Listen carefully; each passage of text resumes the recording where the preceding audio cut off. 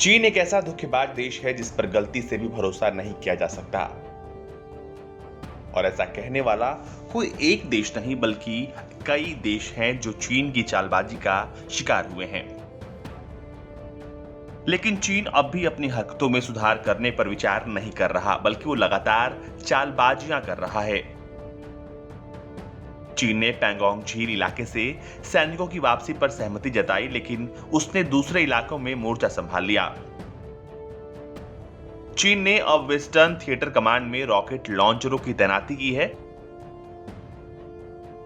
भारतीय सीमा से लगे 17,000 फुट ऊंचे इस क्षेत्र में चीन द्वारा उठाया गया ये कदम आने वाले समय में दोनों देशों के बीच टकराव की वजह बन सकता है।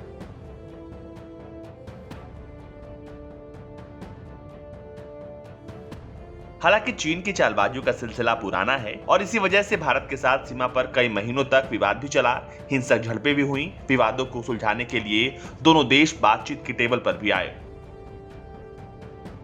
अब तक दोनों देशों ने 11 बार बैठकें की हैं, लेकिन परिणाम शून्य है।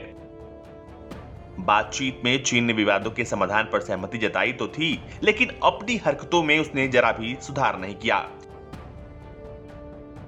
चीनी सेना के आधिकारिक समाचार पीएलए डेली के हवाले से भारत ने बताया कि चीनी सेना की आर्टिलरी ब्रिगेड के समुद्र तल से 5200 मीटर ऊंचाई पर तैनात की गई है। यह तैनाती उइगर मुस्लिम बाहुल्य राज्य शिनजियांग में की गई है, लेकिन इसकी सटीक लोकेशन के बारे में जानकारी नहीं है। रिपोर्ट में कहा गया है कि नए रॉकेट लॉन्चर्स चीन के सघन अभ्यास का हिस्सा हैं। इन्हें चीनी सेना में 2019 में शामिल किया गया था।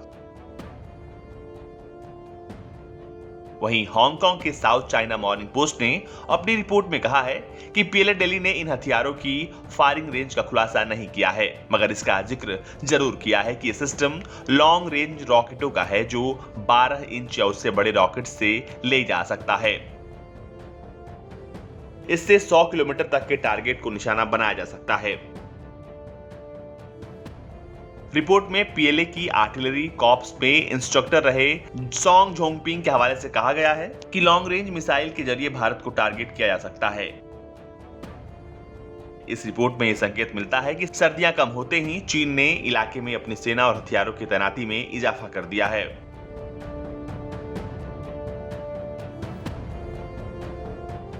ब्यूरो रिपोर्ट, भारत तक।